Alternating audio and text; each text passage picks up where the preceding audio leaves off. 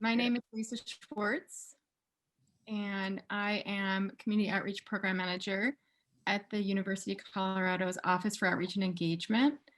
And together with Charlotte Lasasso, who's the ED of Boulder County Arts Alliance, and Soledad Diaz, who's the Communications Manager, and in partnership with the artists that are going to present tonight and all these other great orgs, we're presenting Art in Collaboration with Community. And it's a program that's going to discuss these two projects, related projects, Nuestros Deseos, Our Wishes, and Banderas de Esperanza, Flags of Hope. So thank you so much for everyone for being here. And we hope this is a really generative conversation. So I'm super honored to be able to introduce Alejandra and Roman, Alejandra Abad and Roman Anaya, and together they make Abad Anaya, and they're both really talented, multifaceted artists, educators, and also MFA students in art and art history and interdisciplinary media arts practices at CU. And we're super lucky to have so many of their collaborators here tonight as well from different arts orgs in Boulder and Denver. Not everybody's here yet, and it's a long list. So I'm going to share what I shared in the chat. This is a Padlet that we have where you can add questions over here just by clicking, adding comments, or you can click the plus sign to add a question. And you can also see the names of all the different collaborators on the project, and they're going to be joining the conversation after the presentation from Alejandra and Roman. And then we also have a link to an evaluation form in here, where did I put it? Over here, and I'll also put that in the chat, but you can also access it over here, and we super appreciate people doing the evaluation because that helps us for our programming. So let's see, is Alejandra, I'm going to stop sharing, and there she is, perfect timing. So I'm going to turn it over to Alejandra and Roman. Thank you. Thank you. Yeah, good evening, and thank you for such a beautiful introduction and opportunity to speak to all of you. And hello, everybody. Nice to meet you all. All right, so we're going to talk a little bit about our project and who we are and why this is so timely, right? So Abad Anaya, like Lisa mentioned, is basically a collaboration between two MFA students that we met at CU Boulder, and we are interdisciplinary media art practices students. And so this opportunity is centered around wellness. It's happening during a pandemic, and it really does challenge us during a very difficult time. Both us as students, as artists, and also the communities in which a lot of our partners are in, where we want to reconnect with the community. Yeah, so Roman, do you want to say a little bit? So I'm just going to go right off the slide, but our dream is definitely to support each other and influence each other to combat racism, xenophobia, and violence of human rights, and violations of human rights, excuse me. Giving children and families is also an opportunity to be a part of the conversation is a major part of our goal and what we're pursuing with this project. And yeah, this is like an anti-racist practice to lift other communities that have been demoralized. And it has been very obvious which communities are the ones that are being hit the hardest throughout this pandemic. And because a lot of our leaders right now are not acting, so we are part of the culture and creators of the culture. And so we use our platform as students and we want to amplify voices. So this is kind of like a conceptual exercise in that, reimagining collective futures.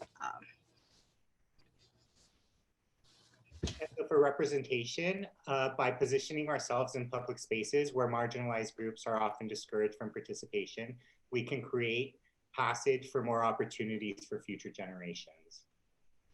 Exactly. So often I've encountered through workshops and opportunities that I had in the past with families or even children who come up to me and they said, oh, I didn't know that you could make art, and that could be like a thing that you could do. So a lot of these families don't have the privileges that often were given, which is the practice of expression and self-expression. So if Roman and I occupy spaces where we're not represented, then we're shifting the culture. Yeah, definitely.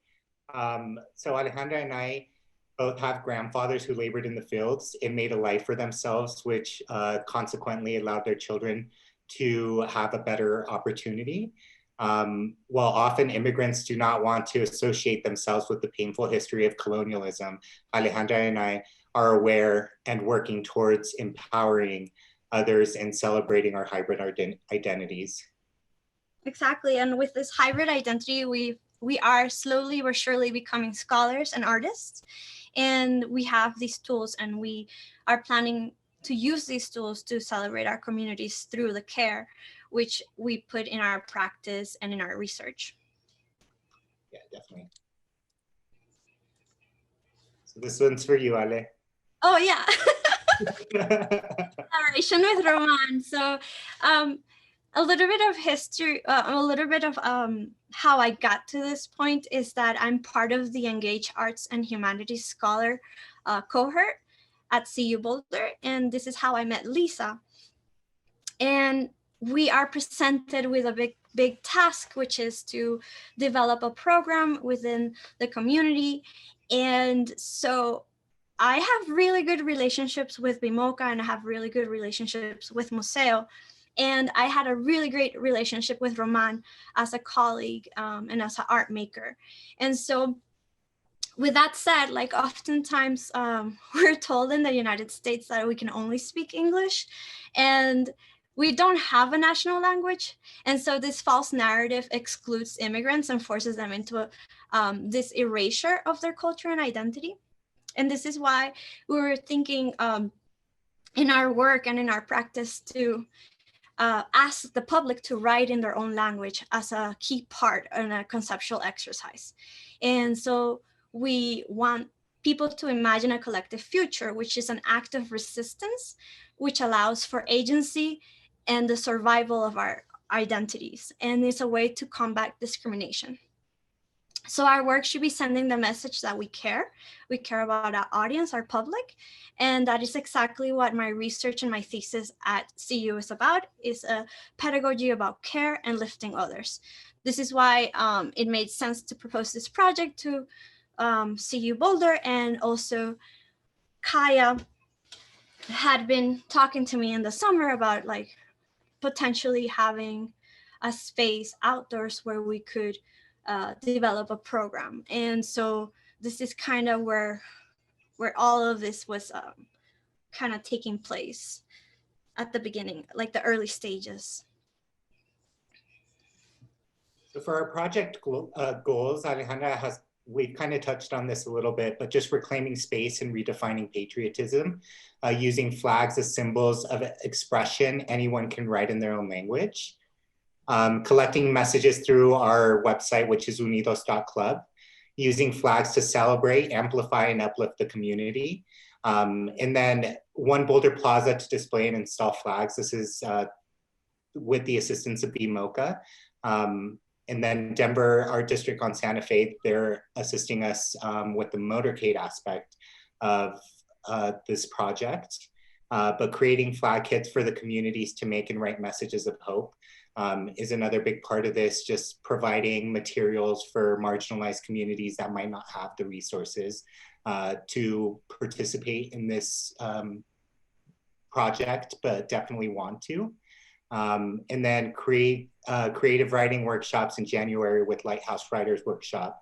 That's going to be bilingual, which also aligns with our goals here. And then Museo de las Americas will connect the project to the community.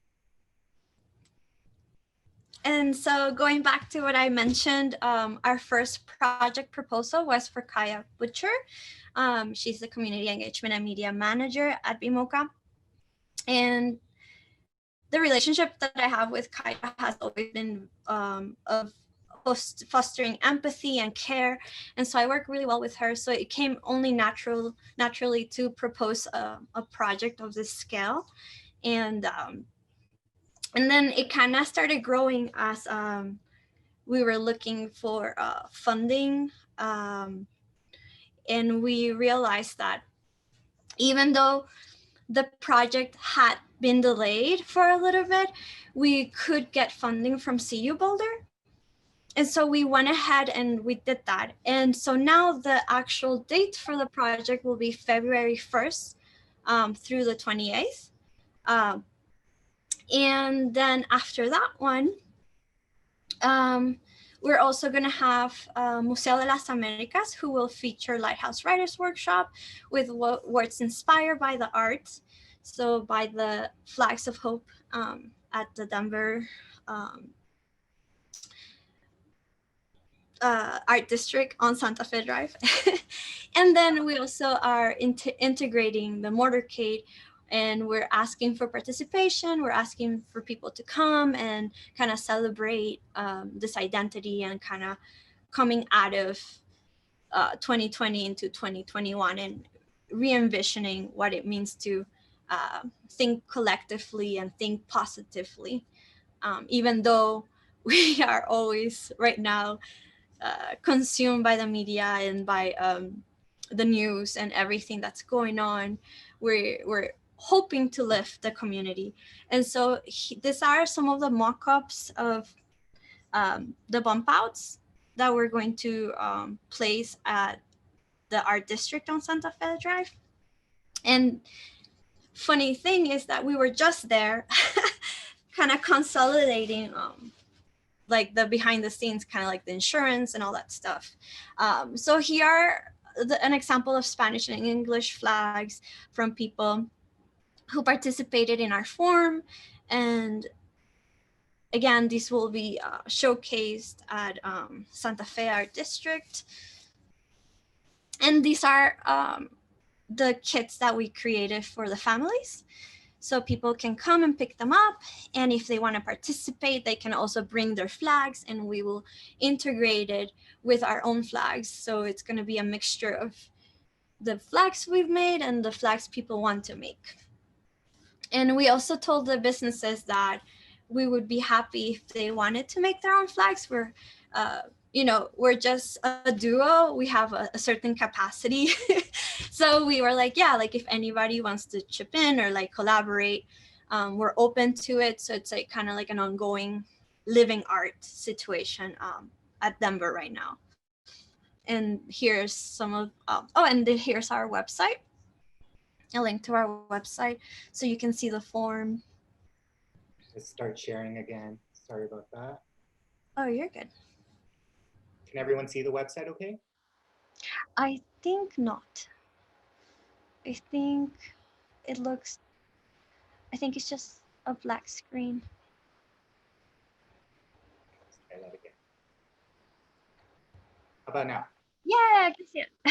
So on our website, we have the messages both in Spanish and in English, because that's the language that we speak. And then, but we still welcome any other language if possible. And here's the form.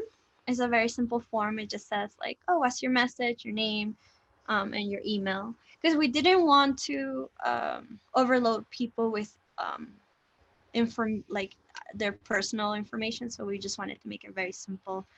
Then we have our prompts and little photos of like us making flags.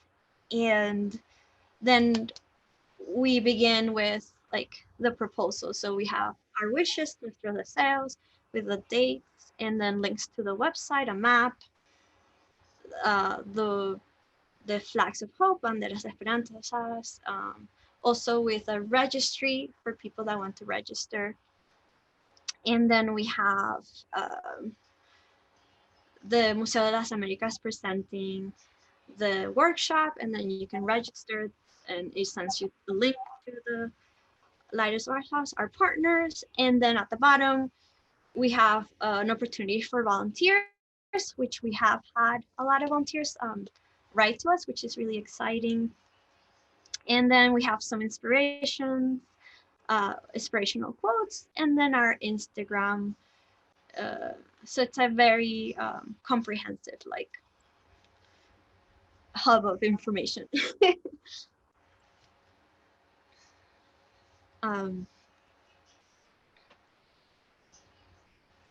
Yeah, and so then we're going to talk a little bit about our community partners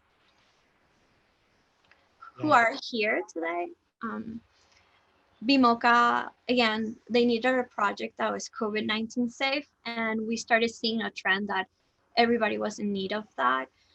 Therefore, an outdoor event could unite the community, and it was a good match.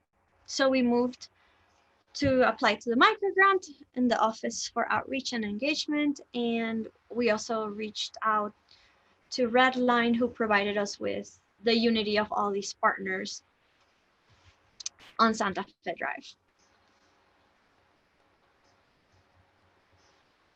And so part of the process of selecting partners is that we look for people that have similar values, that mutually support each other through organizing and amplifying voices in our communities.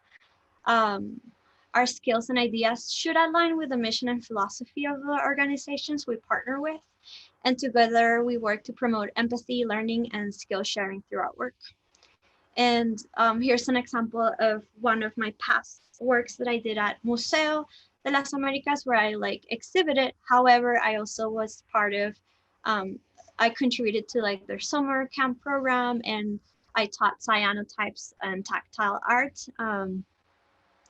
And so even though I was a featured artist in their installations or exhibition, I also joined them in fostering skills and relationships so that whatever I do, I can also transmit to the community and empower them.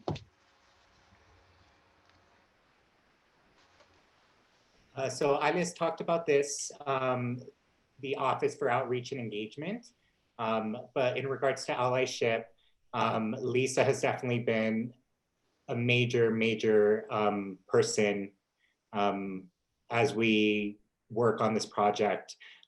She has allowed us to apply for microgrants and prepared us to overcome the challenges to fund this project. She connects us with media and press to have access to these forms of communication. So thank you, Lisa, and all of our partners for all of your assistance with this. Yeah, thank you so much. And here are all our partners. And there's like a little saying that it takes a village. So how do we evaluate success is that we want to maximize participation in the community as we celebrate hope and identity. How do we access success? I think by reconnecting our partners to their community, providing conceptual exercises that amplify and reimagine a collective future, and much needed positivity during a pandemic, foster empathy, relationships, reclaim spaces, and facilitate open collaborations. Recognize the systemic issues that we have currently and address them and empower and uplift the community. And thinking art as a catharsis, a unifying force. Good. And yeah, so if we should introduce Kaya, who was the person who we connected in the summer when we didn't know where the pandemic was going. Great, I guess I'll just jump right in then. So hello everybody, I'm Kaya Butcher, the Community Engagement and Media Manager with the Boulder Museum of Contemporary Art. So thank you all for joining us and really celebrating these two magnificent artists who are, you know, combining the community in such a special and meaningful way. It's really wonderful to see where the genesis of this project started and then seeing how large and how beautiful it's grown. So it's wonderful. It's very special to see. So, and I think that's just a wonderful testament to the two of them. So Alejandra, Roman, thank you. So a lot of this project kind of started, as Alejandra had said, that this was starting in the summer, so a long time ago, but things move a little slow, but here we are today. So this project, it started because we have this wonderful satellite exhibition space in One Boulder Plaza, which is on the corner of Canyon and 13th in Boulder. And we have a fantastic partner, which is One Boulder Plaza Management and WW Reynolds, who continue to underwrite and really give opportunities to artists and to installations that are meaningful to the community. So we had this opportunity where we wanted to bring, in collaboration with WW Reynolds, we wanted to bring a very special installation that was uplifting to the community, that was colorful, that was bright, that, you know, engaged all members of the community, not just one type. So that was a pretty big ask. And so when we were approaching Alejandra, she said, well, perfect. I've got the perfect installation for you. I've already got it figured out. And so the birth of Nuestros Deseos, or Our Wishes, was born. And, you know, moving forward from there, it's just been really inspirational to see a lot of the feedback from the community come through, because it truly is making it an absolutely wonderful community installation that has the words of the people who live in our cities. And being able to represent that and to bring that in an installation for many people to view is just a wonderful, wonderful experience. So stay tuned. It'll be installed at the end of January and will be up for the entire month of February at the One Boulder Plaza, which is on the crossroads of 13th and Canyon. So it's quite close to the BMOCA. So if you're in the neighborhood, come by, check out the museum, and then go by and check out the wonderful installation of Nuestros Deseos and Our Wishes. Thank you, Kaya. That's beautiful. And now we have Simone, who is the communications manager at Museo de las Americas. And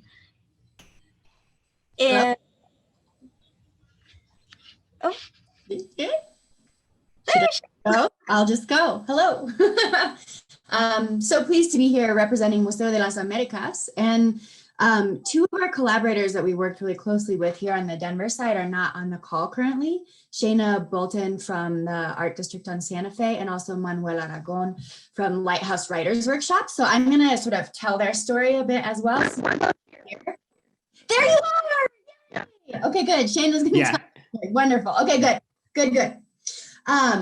So Alejandra approached Museo de Americas about bringing some elements of this project down to Denver. Originally, probably a collaboration with Museo, because we have that great working relationship with her as an artist. And Museo de las Americas is the Latin American art museum in the Rocky Mountain region. We've been around for it's this year now. 2021 is going to be our 30th year in operation, actually. So we have really deep-seated roots to the Latino community, and I think more broadly to immigrant communities as well. And so in the joy of our conversation about bringing Nuestros Deseos down to Denver, it sort of became a larger project. And I reached out to Shayna Belton to look about extending it to the Art District on Santa Fe. And we also collaborated with Redline Arts, which is another one of our collaborators here, to help organize some of the venues. And I'll let Shayna speak more about that. But I think from Museo's perspective, we are always on the lookout for community collaborations that keep art alive and that keep it real and that keep it rooted in the current time and the current place, and that give rise to voices and experiences that may be more difficult to find represented both in the art world and in the world at large. So the inclusive nature of this really appealed to us. And also I just think it's really fun to culminate the Art District on Santa Fe's month-long installation from January 15th to February 15th, and then culminate it in a motorcade where people can decorate their cars, they can get loud, we can see each other in a socially safe way that reminds us that we're not alone, even in the midst of a winter of a pandemic. We're very much connected. And I think these were the things that really drew us to this project, and it has been a real pleasure to kind of quickly pull it together and get to know some of our partners better as well. So thank you so much for letting Museo de las Americas be part of this. Thank you, Simone. That's beautiful. And I would love to introduce Shayna. She's amazing without her approach to the businesses and her quick turnaround on everything. I mean, we wouldn't be able to do this project, so thank you. And Simone, thank you so much. Like, it's been a pleasure to work with you too.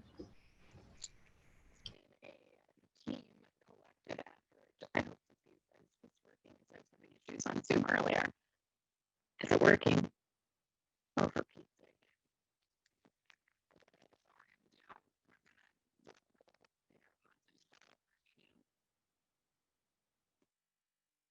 This is one of the fun things about Zoom.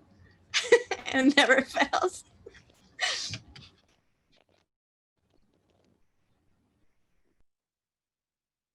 You know, microphone has changed to your MacBook Pro. Can everyone hear me now? For Pete's sake. You'd think like after 8 to 9 months of Zooms, like it would get easier, but apparently not. So who needs AirPods? Why spend the $100? Skip it. Anyways, hello folks. I'm Shayna. I'm hoping I can hear you guys soon because as long as you can hear me. So I am with the Art District on Santa Fe. We are the oldest, one of the oldest alongside Salida certified creative art districts in the state of Colorado. And we are like I always like to call us like a collective group of characters because the district consists of so many wonderful individuals and different types of businesses, you know, ranging from culturals to Green Lady Plant Gardens, plant store. I mean, there's like everything in between. And so the art district, it took as you can imagine, took a pretty hard hit during the pandemic, and it has continued to affect our community. We're doing all that we can to try and support businesses through marketing and financial grant opportunities, but really the district has seen a huge drop in just walking patrons. You know, we've seen a huge drop in customers coming through our district. And so, you know, when this project came to be and was introduced to us, it felt to me not only like a beautiful opportunity to come together as a community and have that cathartic experience of messages of hope instead of please don't call me at 11 p.m. You know, like everything it's been hard enough. But it also felt like an opportunity to start to breathe life back into our community. And I felt like, you know, we've been having such a hard time figuring out how to safely integrate events like First Friday, Third Friday, Art of Brunch, like all these events that are so wonderful that the community loves, that we just haven't been able to safely manage throughout the pandemic with all the restrictions. And so this felt like, honestly, this will be our first go at a true in-person installation opportunity for the community at large. So what a wonderful way to start 2021. Alejandra and Roman and everybody, all the partners have been so amazing, and we're so grateful to be a part of this process. And really, truly, like, cannot thank you all enough for helping us in breathing life back into our community. It means so much to us, and we miss everyone so desperately. I mean, as you all, if any of you guys have been to a First Friday, you know, we're normally seeing like between 5 and 15,000 people, depending on the time of the year on First Fridays. And so it's been a kind of a hit to the gut to not be able to do that and feel that connection with everybody. So we are really excited. And I am so thankful again to be a part of this. And the Art District on Santa Fe, just as a quick plug, we are an all volunteer run nonprofit. And so we have one employee, and the rest of everything is done by a volunteer board. And so I felt really connected with the message of this project, mostly because like it comes from such a place of love and like caring and giving back. And I feel like that's kind of the root of our community from its core, including our nonprofit. So thank you again. And now hopefully I can hear you, and I'll never put AirPods on again. I don't know. Thank you so much. That was beautiful. Yeah, I can hear you. That was beautiful. Yeah, I think everything really connected really well because it's coming from love and care. And with that, we have Manuel Aragon from Lighthouse Riders, which is a beautiful also organization that has the same sentiment. And you can have it. Thank you. Yeah, so Lighthouse is a literary center based in Capitol Hill in Denver. And then we have a satellite in Louisville. One of our, through our community engagement program, one of our goals is to work so that we can give the community tools to capture their stories in unique and innovative ways. And so when Simone reached out to us and told us about Alejandra and Roman's project and Flags of Hope and these inspirational messages, it just seemed like a perfect fit. And so we are going to be doing a virtual writing workshop on January 28th. And the idea, we do a lot, we've done a number of these with Museo. And the idea behind the words inspired by art is to give participants a chance to see the works that are on display and create something that's inspired by that. And so with this project, what makes it really cool is that you can, not only is it generally like people create these works and then they share them with the class and that's kind of like the end of the work, but for them, they have an opportunity to take this and translate it to a flag kit. If they get a flag kit at Museo, they have an opportunity to also come on out to the motorcade. We will be set up so folks can share their writing, which was something we were really excited about. It's not very often that writers, or even just anyone who considers themselves a writer, has a chance to share their work publicly. And so we are really excited about that they will be able to come and share those words, and then their words get translated into something, right? That they get put on a flag and have this life beyond, like when I was talking with Alejandra and Roman, I was really like this idea of it being like a living installation, that there are these pieces that, things go up or have gone up this week, and then flags are added to it, each week. And then there's like the writing that gets added later. And so this has the ability to it gets bigger than not only like the launch event or like the display at Museo or then at BMOCA. It becomes this really grand community piece. And so we're just really excited and thankful that we were asked to be part of this. And so we're excited for the workshop and to see what comes out of that. Thank you. I'm excited for the workshop. It's going to be amazing. Thank you, Manuel. I And would just really quickly like to give a huge thumbs up, virtual high five to Simone, because she was so persistent in making me answer an email. And I'm so thankful for that because I get so many, and it had moved so far in the bottom of my inbox, and she was so persistent. So thank you, Simone, for Absolutely. being that All person. the pieces were there. I saw it all. I was like, if we can just all respond to this email, it will be incredible. So yeah. that's amazing. Thank you for answering the email.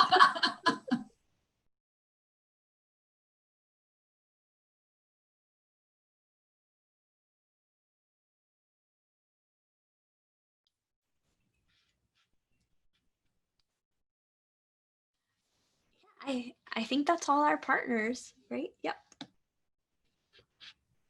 Oh, sorry, for some reason I just lost sound for a minute. Do any of the partners have anything else they want to share, or should we move on to some questions from the audience? Just I please. think go ahead. No, you go ahead. I was just going to say, you know, it's wonderful to see art really being available for everyone and from the community. So just a huge thank you to everybody who's a part of this, and a huge thank you to Alejandra and Roman. It's just going to be really beautiful. And I think, you know, Denver and Boulder, watch out. It's going to be wonderful.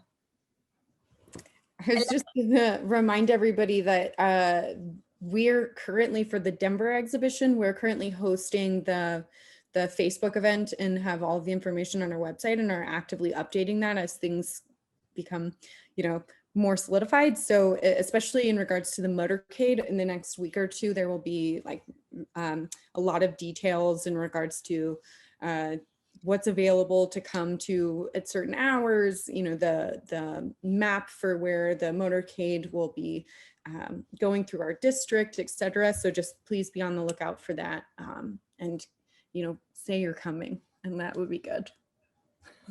Yeah, so you guys want people to register? Is that?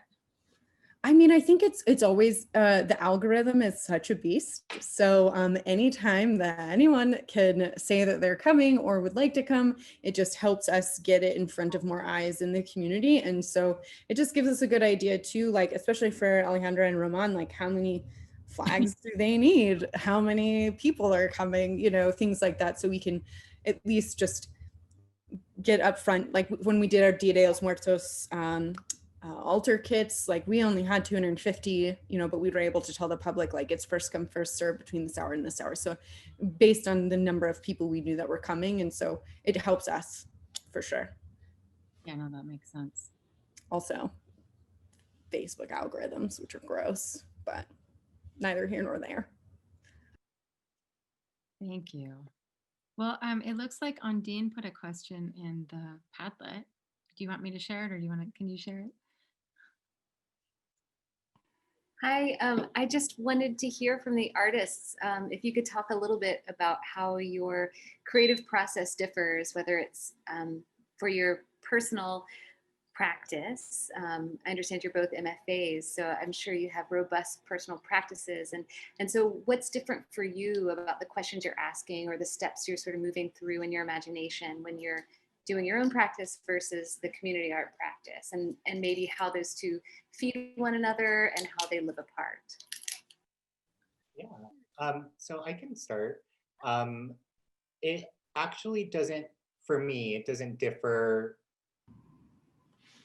very much, primarily because just providing a voice for marginalized communities is something that I do in my personal work also. So my hybrid identities, I do identify as queer. I was born and raised in Wyoming, which is a really conservative state. And my work speaks a lot to the hardships that I've experienced. Just being first generation queer from Wyoming. And that's what I speak to in my personal work. But through this project, engaging the communities, we're still reaching out and hoping that marginalized communities will be involved and excited to participate in a project like this. So I kind of mentioned this, but just using the platform that we have as artists for good. That's something that I try to do in my personal work also, along with the collaborative work that I do with Alejandra. Yeah, I agree 100%. I think so for my pedagogy and what I'm developing as my mission for teaching is that I want to show care through my work and my process. So in that regard, the pedagogy of care is loosely based on the pedagogy of the oppressed. And so this concept comes from, yes, we know we're going to school to learn and to know, but I'm also very aware like who I am, where I came from, and who I don't want to erase. And I think empowering others through the art that we do, it's kind of like our guidance through the work. So I mean, and to be completely honest, I think when you're working with so many organizations and partners, you definitely need mentorship. And so that's being with Lisa and also being with people who really have good intentions and really want to work with you and are honest and open-minded, then I think it's open for learning. And I don't know what success is for everybody, but for me, like just working with partners and having a good relationship feels like it's guided in the right direction when like our missions are aligning together. And so I kind of look, when I make my own work, I kind of also question that.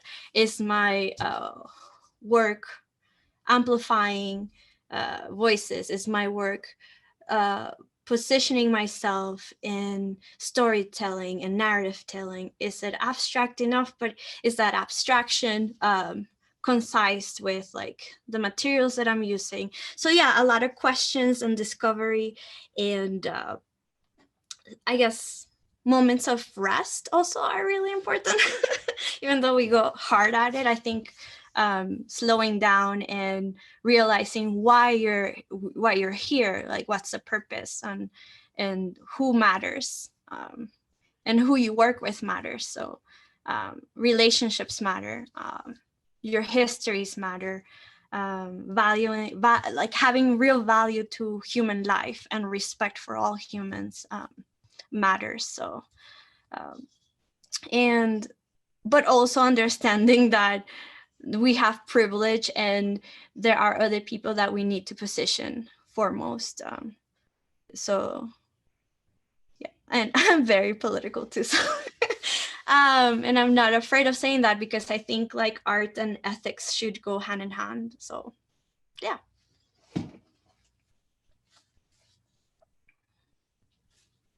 Thank you. Well said. Art and ethics go hand in hand. I like that. I have a question, but I'd rather open the floor to somebody else.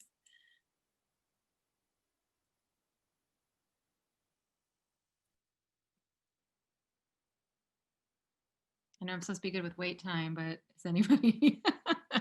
Should I go ahead? Well, I'll just go ahead. But really, I mean, I think please ask any question from like the really operational to the philosophical, because I think what I see in this collaboration is that what I've been a part of is that it goes like the full gamut from like sharing values to like figuring out the insurance and where the motorcade starts. And I think that's really a cool part of seeing the behind the scenes of how you collaborate. It really has to like be all those things. But so my question was, because I know less about how the volunteers and the businesses are being involved, and I don't like, and I'm just really interested in that, because I don't know how you can't have necessarily the same relationship with them off the bat. So I just thought maybe you could speak to that a bit. Oh yeah, Roman and I have been emailing volunteers since the project began, and the way we figured that it was the most safely or most appropriate way to do it is to put the materials in a box, leave it at the front door of the volunteer, and then the volunteer picks up the material and then they work with the material. But before they do that, or before we give material, we have a conversation. And so we have a day where we just talk to the volunteer, and we ask them who they are, what their capacity is, and where we are, and what we can offer, and what they want out of the collaboration. Do you want to talk a little bit about it, Roman? Like how we had like Zoom has been a big part of that, just meeting with them via Zoom, asking them, like Ale said, what their capacity is, but definitely ensuring that it's a good experience for them and it's a safe experience for them. So that's why COVID safe wise, we usually just pack it in a box and leave it at their front door after being in communication with them. But volunteers have helped so much with like the kits. One of our volunteers ended up handing 100 of them 100 of the flags. So we've gotten some really wonderful human beings that are interested in being a part of this and that are willing to invest their time into, ensuring that the project goes as well as possible. And that helps Alejandra and I with our capacity a lot also. So it's been really, really great just meeting new people and actually getting to know them. Yeah. That's great. I think, I mean, I just don't know how many people who do, this is unique to me to hear you guys, the way that you guys are doing that with volunteers. Like, it's not like you're an organization, it's your project. So I'm just very inspired by that.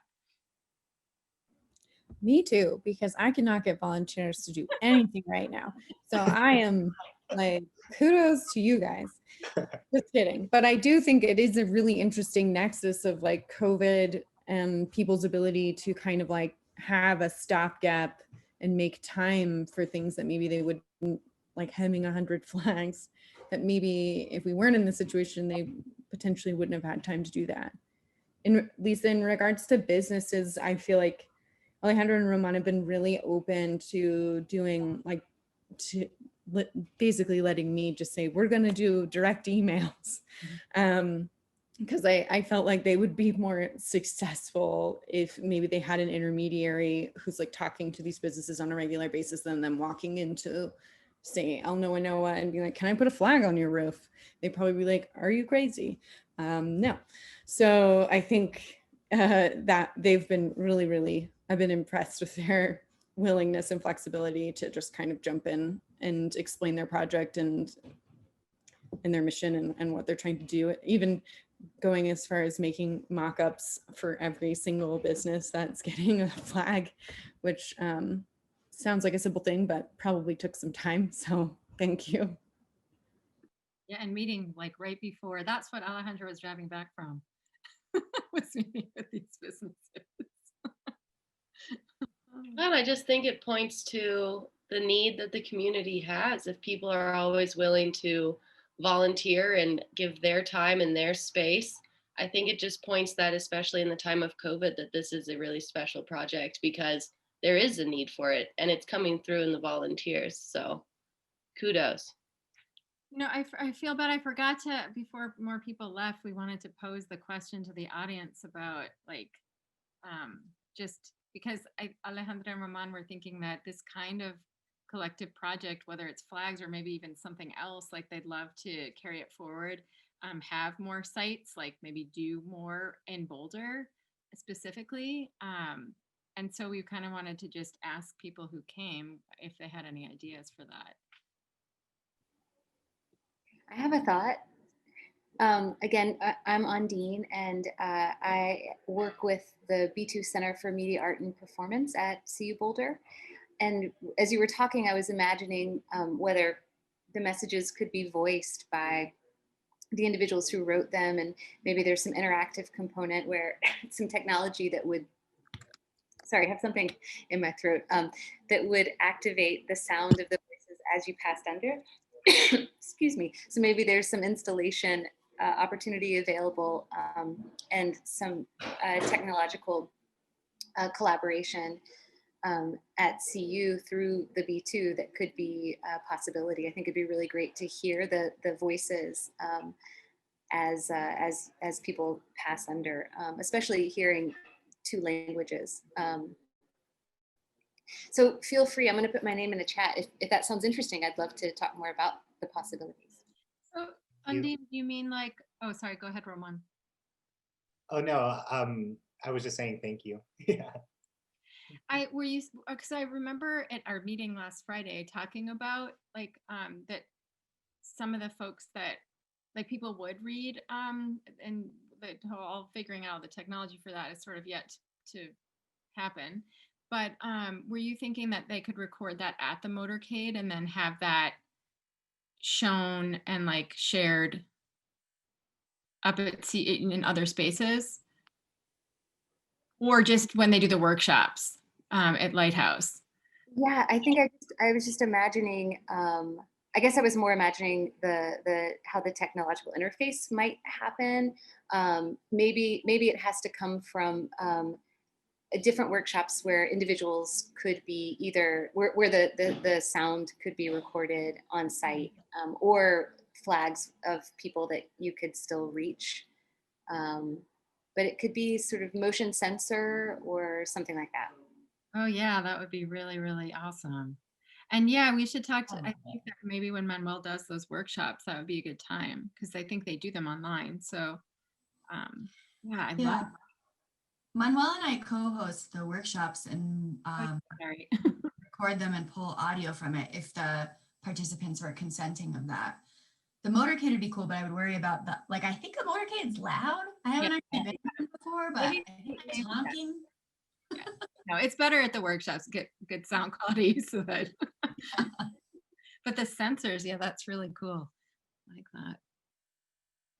Can we have It would be really nice to consider like putting a thing on your website. This is like, we're just like spitballing here now, but a thing on your website where people could audio record their messages that they send in also. So then you could have just like a database of people's recorded messages without even having to have the flags, which I think is, I mean, obviously both are amazing, but just having that to pull from would be really cool. Especially, I'm such a sucker for kids. Like whenever I hear kids, like gets me every time.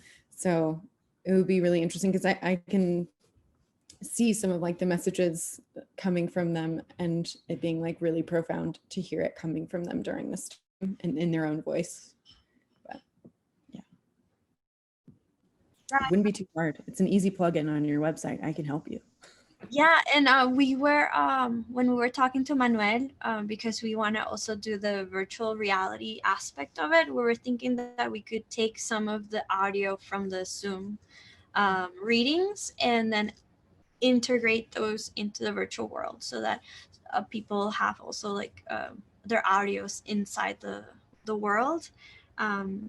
And it would be really fun because they're working virtually with Manuel, and then they would have this place where they also exist. And but I would love to also do it as like a form.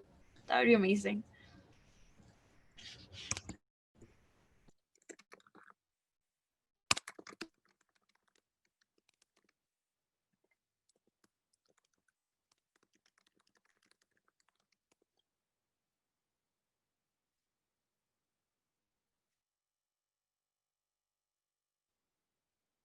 I have a question.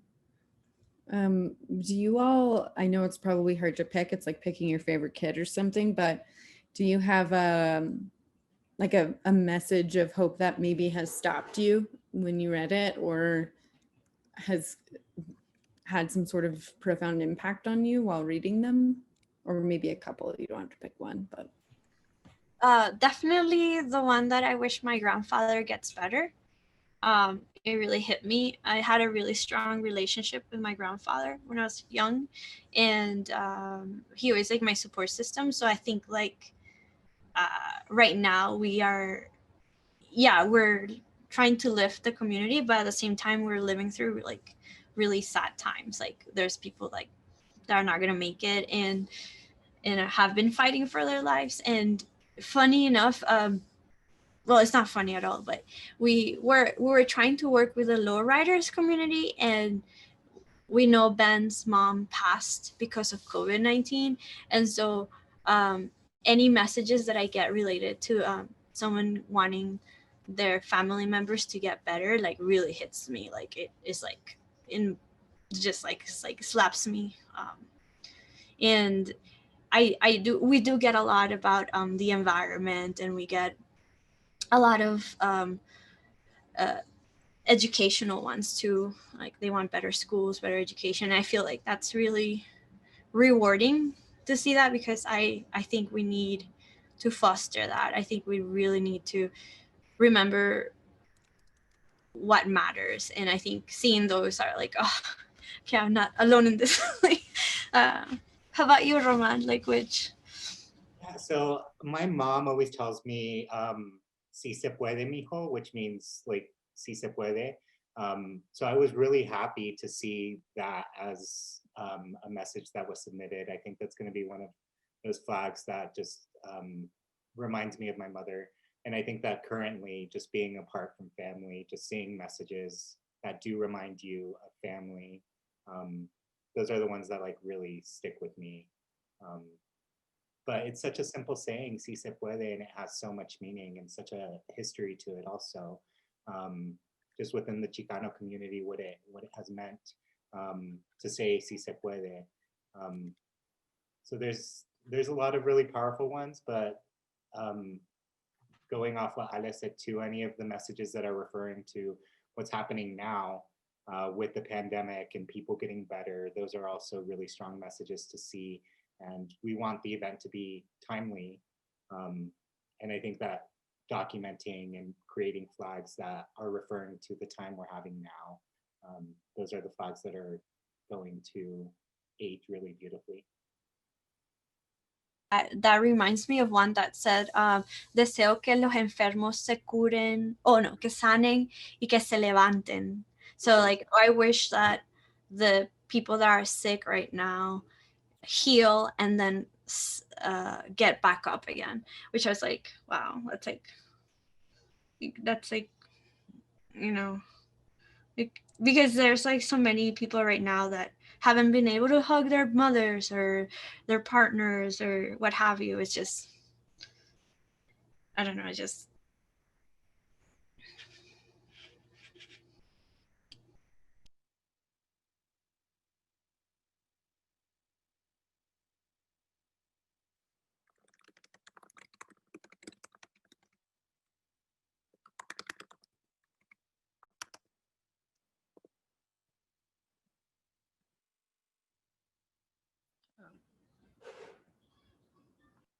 Well, it's a little bit after 6:30. I feel like my audio keeps going in and out, so I don't know if people were just talking or if there was silence.